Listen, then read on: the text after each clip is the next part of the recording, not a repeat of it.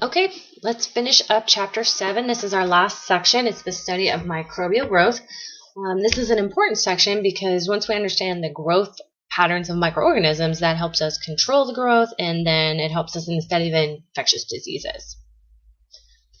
So first, how do microbes, and in this case we're talking about bacteria, how do they actually grow and divide?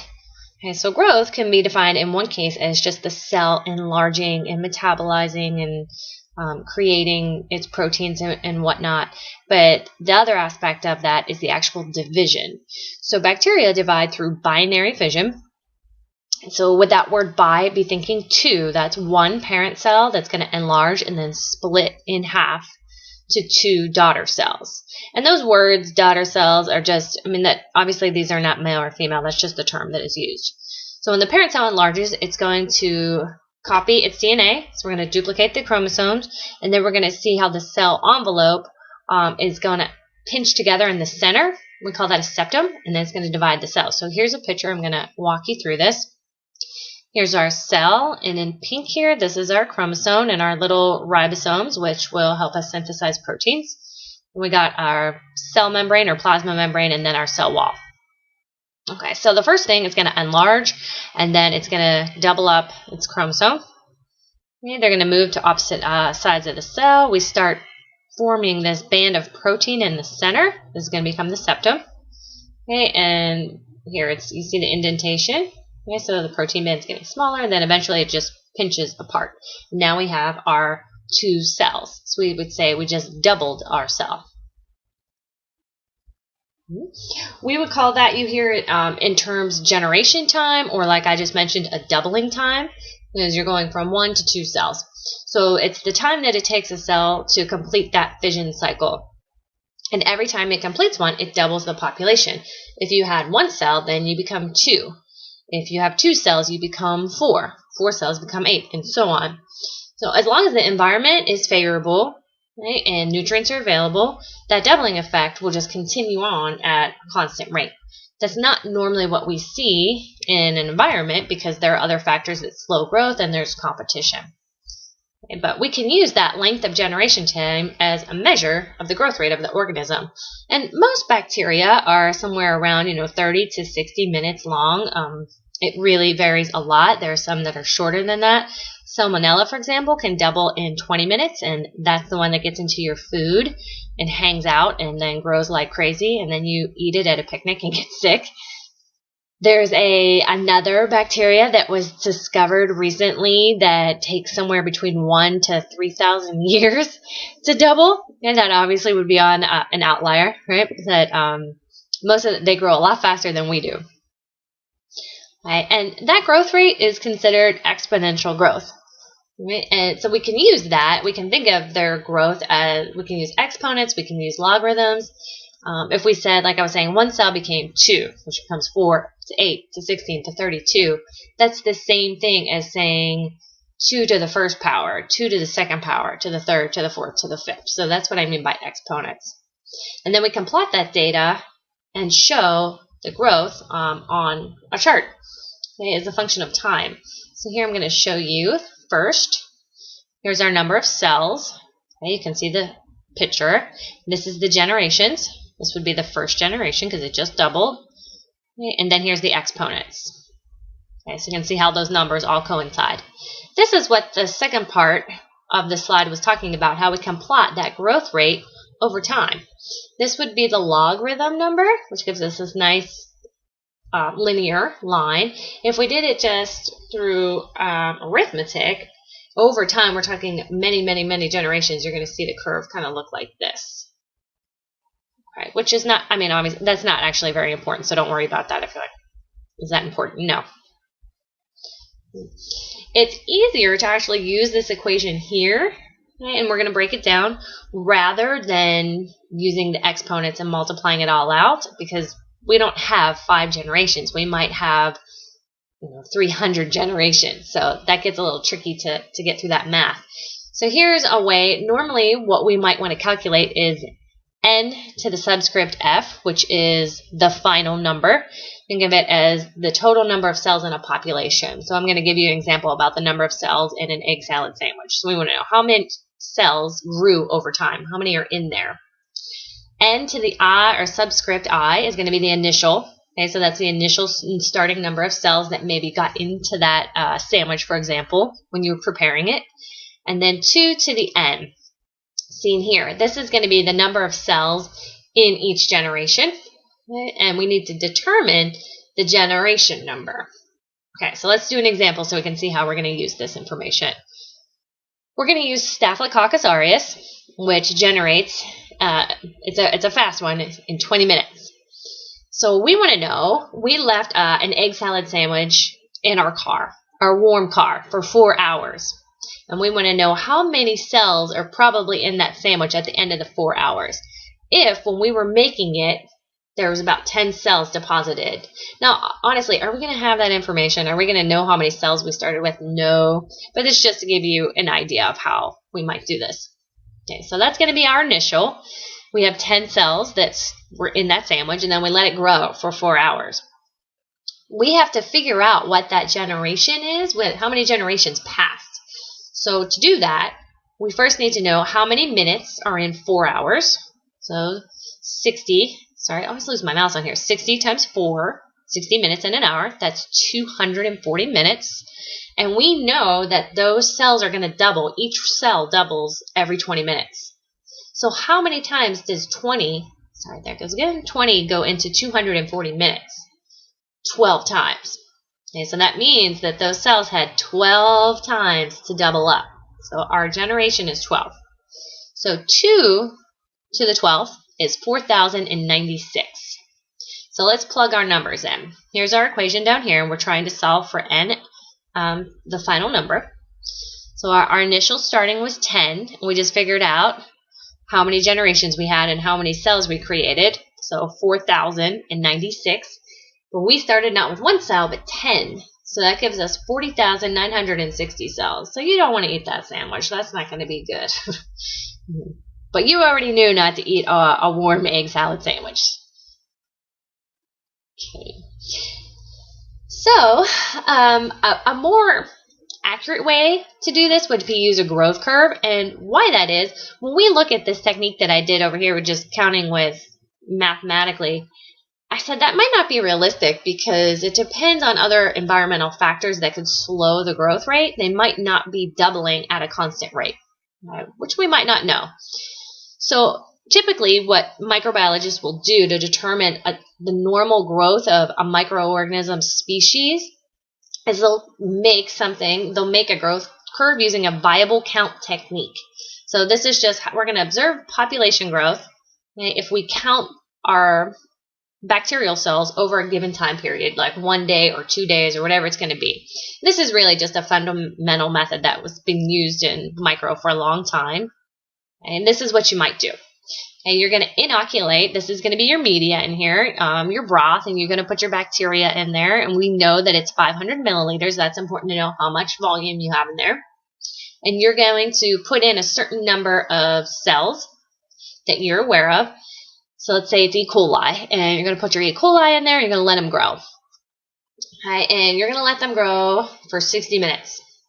And you're going to take a sample out. Let's just say you take out 100 microliters, okay, or 0.1 mils. You're going to take that out, and you're going to put it into a liquid medium, okay, and mix it up gently, and then you're going to pour it onto your plate and incubate this plate and see if any colonies grow. Okay, so what you're doing is seeing, do you have any cells in there that are going to grow up into a colony? Maybe you get one, maybe there's not enough in there to even show any on the plate. Okay, and then you're going to take another sample out of your flask. Your flask is still growing, and at 2 hour time point, you're going to do the same thing. You're going to put in 100 microliters, mix it up, and then pour it on your plate, incubate your plate, and see. Then you're going to do 3 hours, 4 hours, 5 hours, all the way up to 10 hours in this example. Each time you're taking a sample out of your flask and plating it and incubating the plate and then seeing. And you're probably going to incubate this plate, for 24 hours to see what grows up. And that should give you an idea of how fast the bacteria are growing. Right. Now let's get to this point of how you're going to estimate this back to the flask. You're going to see a colony on here. Okay, each one of these dots would be called a colony. Remember, bacteria are microscopic, so when you're seeing a colony, you're probably seeing multiple cells.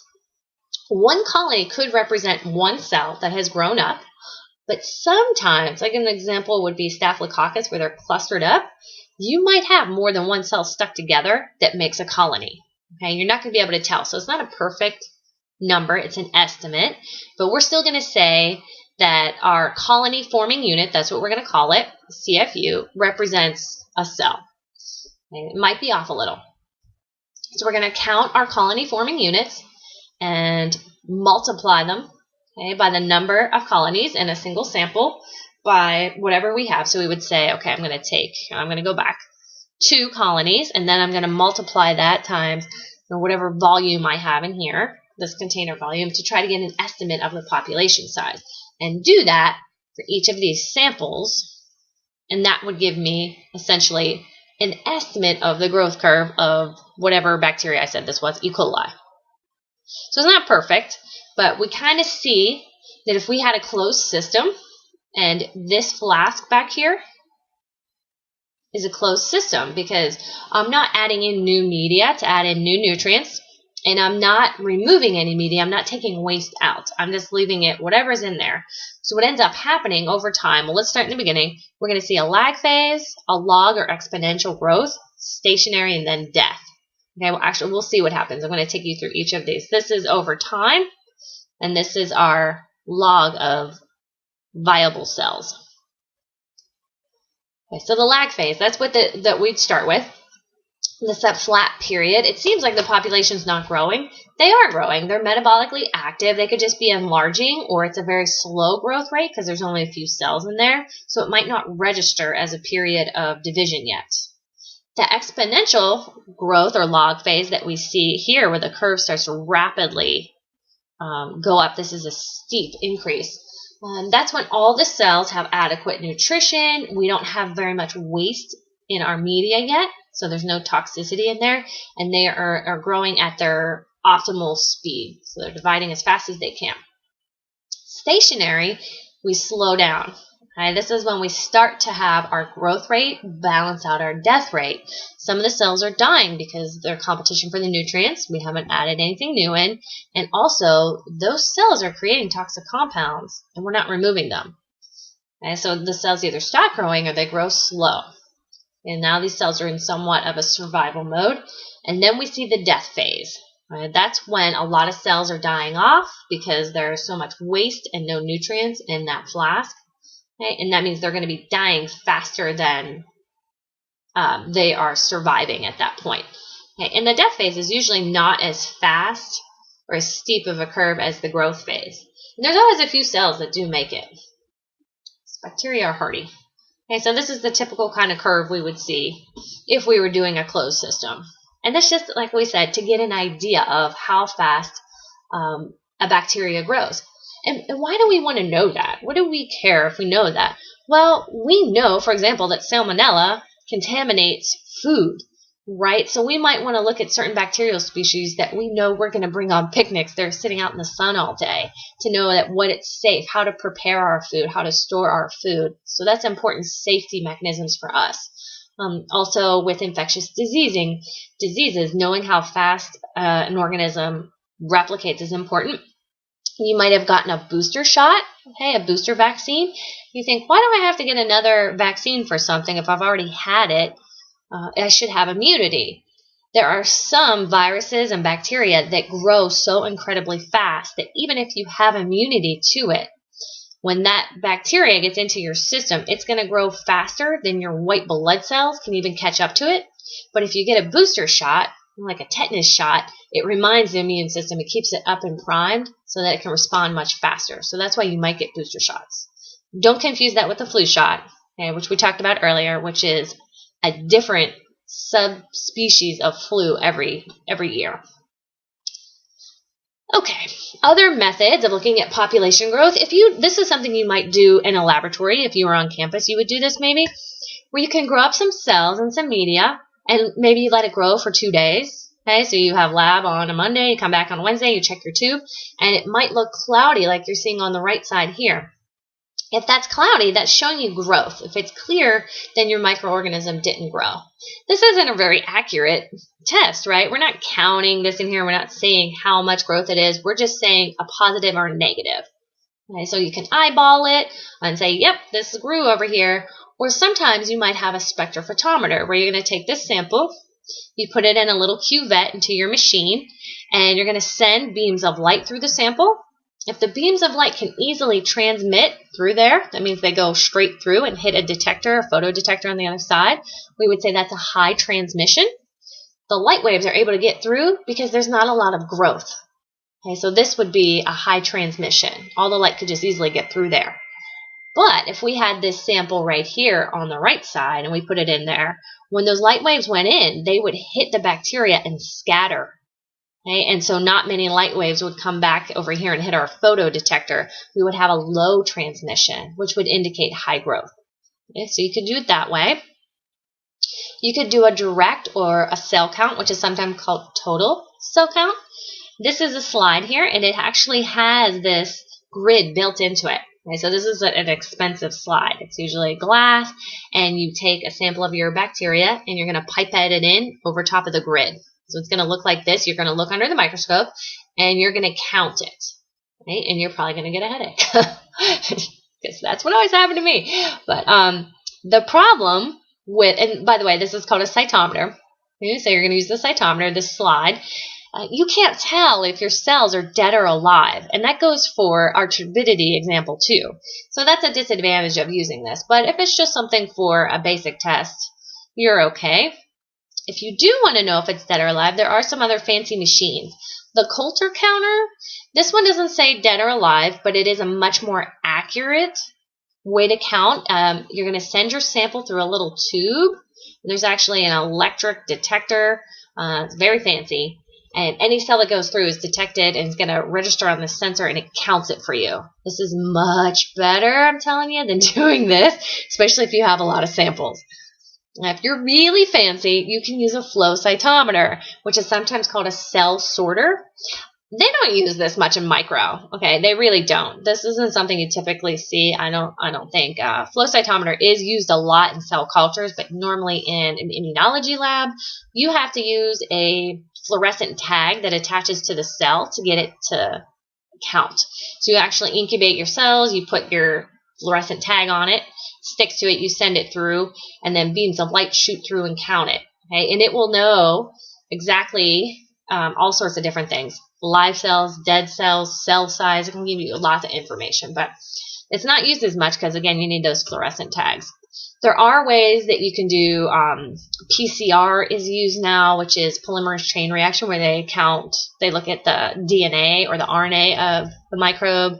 There's a way to look at ATP. So we're actually going to talk about some of those techniques in our next chapter, Chapter 9. We're skipping Chapter 8, just to remind you of that.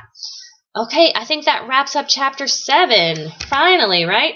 So, I will be working on some questions for you and a review for you, and you guys will be all set to start studying for this.